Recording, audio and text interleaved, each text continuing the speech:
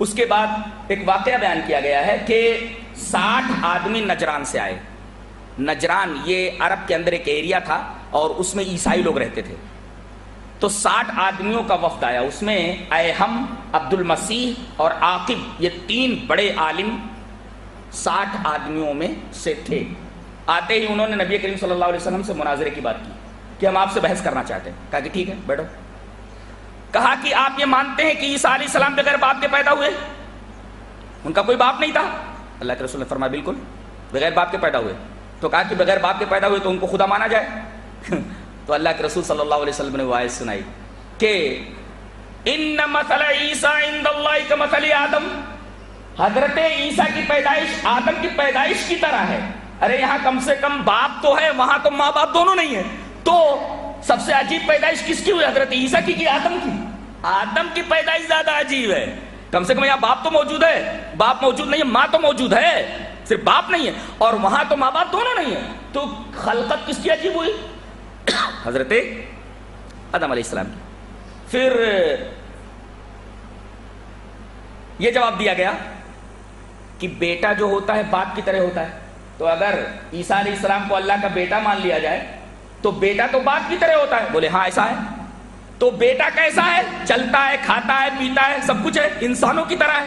اور اللہ فرماتا لیس کمثلہ شیء، اللہ کی طرح کوئی شے ہے ہی نہیں. یہ تو دکھتے نا ایسے ہیں، لیکن اللہ ایسا ہے تو لیس کمثلہ شیء. لہذا عیسیٰ علیہ السلام کبھی بھی معبود نہیں ہو سکتے، اللہ کے بیٹے نہیں ہو سکتے. اور بحث میں جب وہ لوگ ہار گئے تو اللہ کے رسول نے کہا ایمان لے آؤ، اس لیے کہ اب تمہارے پاس کوئی دلیل نہیں بچی ہے، کوئی دلیل نہیں بچی ہے، ایمان لے آؤ.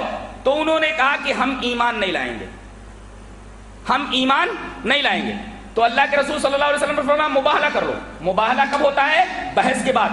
فریقین میں، 2 گروپوں میں بحث سے اگر مسئلہ حل نہیں ہوتا ہے تو مباہلے کی ضرورت پڑتی ہے. مباہلے میں کیا ہوتا ہے؟ ہم میں سے جو جھوٹا ہے اس پر اللہ کی لعنت.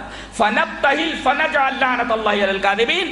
آؤ مباہلہ کر لیں. مباہلے میں کیا ہوتا ہے؟ دونوں فریق یہ کہیں ہم میں سے جو جھوٹا ہے اس پر اللہ کی لعنت. بس مباہلہ ختم. نبی کریم صلی اللہ علیہ وسلم نے مباہلے کی دعوت دی. حضرت علی کو لے کر کے، فاطمہ کو لے کر کے، حسن اور حسین کو لے کر کے، رضوان اللہ تعالی علیہم اجمعین، سب کو لے کر کے وادی میں اترے اور کہا کہ تم 60 کے ساتھ آؤ مباہلے کے لیے. ڈر گئے، تینوں پادری ڈر گئے اور کہا کہ سچ مچ اگر یہ نبی ہوا تو نبی سے مباہلے کے بعد کوئی زندہ نہیں بچتا. یہ ضابطہ ہے.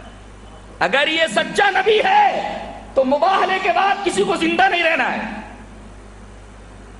یہ لوگ کہنے لگے کہ اے محمد صلی اللہ علیہ وسلم، ہم آپ سے مناظرہ نہیں کریں گے. مناظرہ تو ہو گیا، مباہلہ نہیں کریں گے. بعد میں ہم لوگ غور و فکر کرنے کے بعد آپ کی بات کو دیکھتے ہیں کہ قابل قبول ہے یا نہیں ہے. چلے گئے.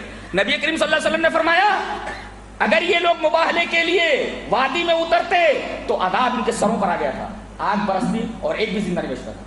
تو آج جو مباہلہ کیا جاتا ہے کہ کون حق پر ہے، تو جو حق کے اوپر ہوتا ہے وہ اور جو ناحق کے اوپر ہوتا ہے تو ناحق کی موت حق والے کی زندگی ہی میں ہو جاتی ہے. بہت سارے مباہلے موجود ہیں ہمارے علماء کے کہ ناحق پر رہنے والا آدمی حق پر رہنے والے کی زندگی ہی میں مر گیا.